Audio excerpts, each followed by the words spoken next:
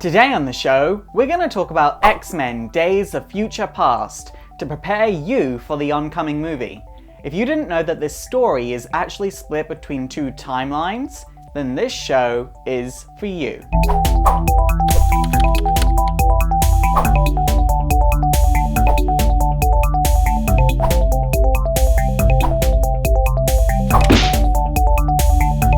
So, X-Men Days of Future Past. There is a lot of hype around it at the moment, and I really hope it matches up with First Class, because First Class was the only passable X-Men movie in my opinion. But we are not talking about the movies today, we are talking about the comic book version of Days of Future Past, just to prepare you for the oncoming movie, and you can say, hey, that was different in the comics, or hey, this has made me want to go read the comics and then go and see the movie. So that's what today's video is really about. So X-Men Days of Future Past is basically where a future Kitty Pryde transfers her consciousness to a Kitty Pryde of the past to stop the future that she lives in from happening. The future is bad. It's a total dystopian future where mutants are put in concentration camps, most mutants have been killed off, Sentinels regulate who can breed and who can't breed, and it's all just a really big mess of things. X-Men Days of Future Past has gone down as being the main reason why the X-Men had a rapid rise in sales in the 1980s. And I personally wasn't alive for it being released, so I can't really comment on that, but what I will say is I've read it and it's really, really good, so if the movie messes this up, they did more than one thing wrong. So before we actually get into the storyline of Days of Future Past, there is one very, very important thing that you need to keep note of. And if you don't keep note of that, it will make no sense whatsoever. In Days of Future Past, there are two timelines that were the same up until a certain point.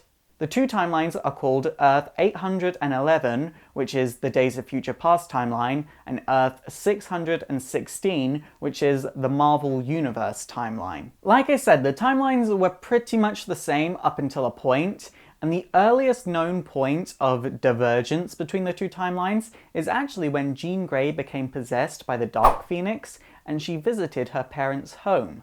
So when Jean was possessed by the Dark Phoenix, she was essentially living rage, and she demonstrated her powers in front of her parents, and in the main timeline, this caused her father to disown her, but in the Days of Future Past timeline, her father realized that she could use her psychic powers to feel her parents' fear against her, and this was actually fueling her pain.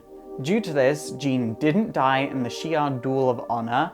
She married Scott Summers and had a daughter named Rachel who also had psychic powers.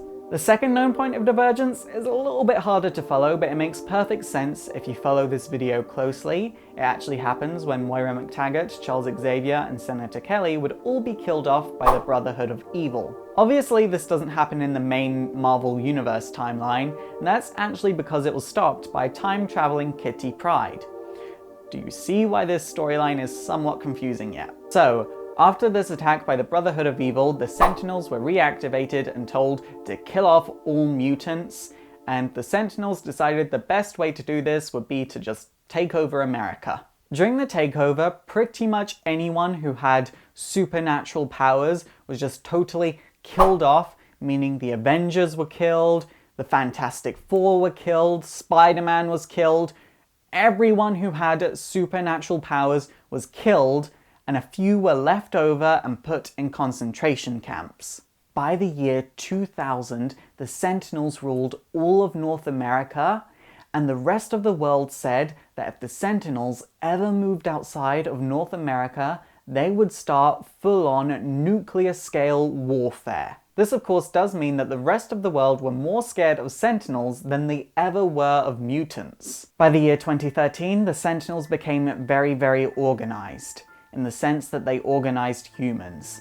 You were either H-class, which meant that you didn't have any mutant genetics in you and you were permitted to have a bit of the sex, A-class, which meant that although you didn't have any powers, you had mutant genetic potential, so none of the fiddly-diddling for you, or M-class, which meant that you were a full-out mutant and you were put into a concentration camp. Now you're probably wondering, what happened to the X-Men at this point? Where are the X-Men?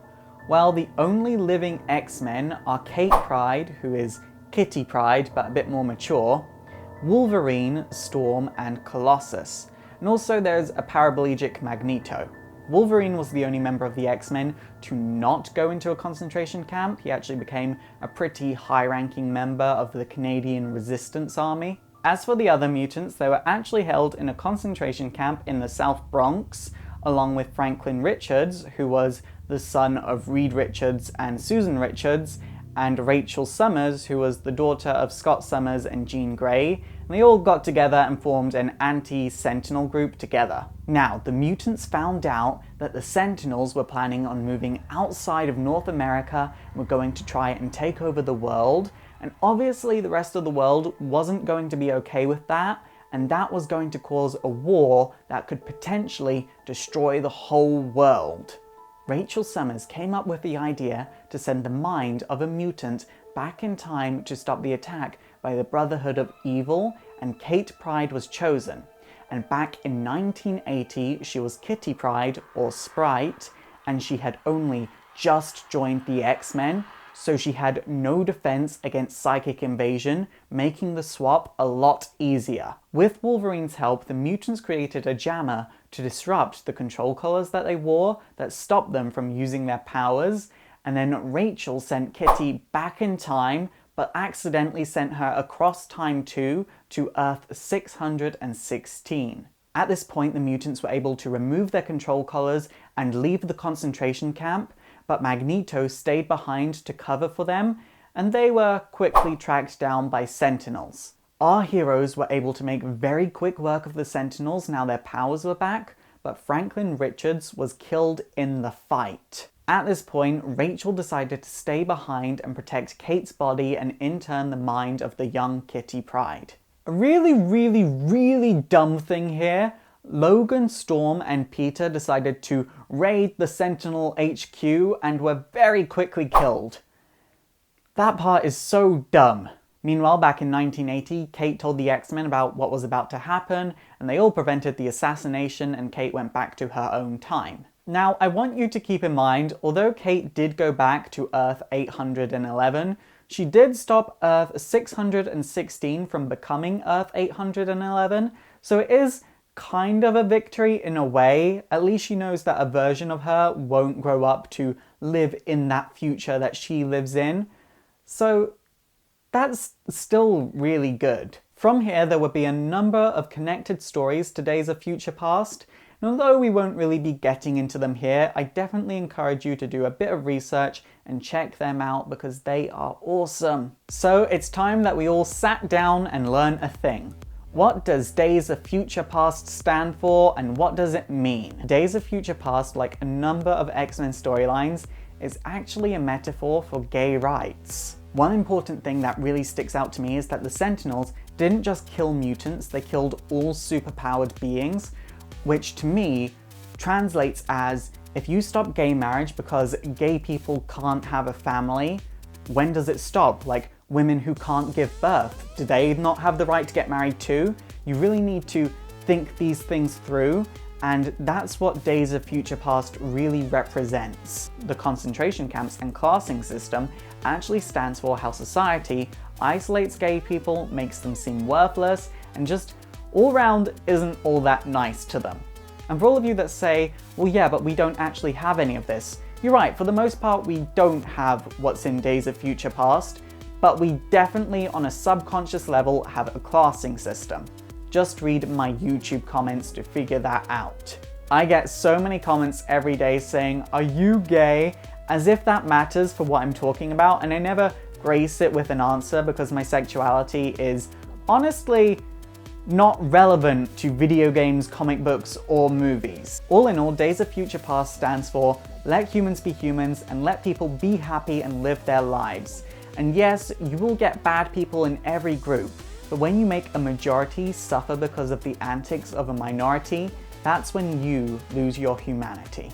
It's super effective! Okay guys, that is it for today. If you think I missed anything about X-Men Days of Future Past, please let me know in the comments down below. And also don't forget to thumbs up and subscribe if you want to see more history. My name is Faust, this has been Exploring Comics, and it is super effective.